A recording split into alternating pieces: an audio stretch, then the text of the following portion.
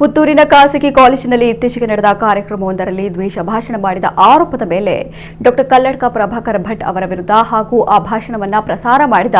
ವಾಹಿನಿಯೊಂದರ ವಿರುದ್ಧ ಪುತ್ತೂರು ನಗರ ಪೊಲೀಸ್ ಠಾಣೆಯಲ್ಲಿ ಪ್ರಕರಣ ದಾಖಲಾಗಿದೆ. ಕೋಮು ದ್ವೇಷ ಹಾಗೂ ಹಿಂಸೆಗೆ ಪ್ರಚೋದನೆಯಾಗುವ ರೀತಿಯಲ್ಲಿ ಭಾಷಣ ಮಾಡಿದ ಕಲ್ಲಡ್ಕ ಪ್ರಭಾಕರ್ ಭಟ್ ವಿರುದ್ಧ ಮತ್ತು ಭಾಷಣವನ್ನು ಪ್ರಸಾರ ಮಾಡಿದ ವಾಹಿನಿ ಹಾಗೂ ಕಾರ್ಯಕ್ರಮವನ್ನು ಆಯೋಜಿಸಿದ್ದ ಆಯೋಜಕರ ವಿರುದ್ಧ ಕಾನೂನು ಕ್ರಮ ಕೈಗೊಳ್ಳುವಂತೆ ಬಂದ ದೂರಿನ ಮೇರೆಗೆ ಪುತ್ತೂರು ನಗರ ಪೊಲೀಸ್ ಠಾಣೆಯಲ್ಲಿ ಪ್ರಕರಣ ದಾಖಲಿಸಲಾಗಿದೆ ಎಂದು ಪೊಲೀಸರು ತಿಳಿಸಿದ್ದಾರೆ.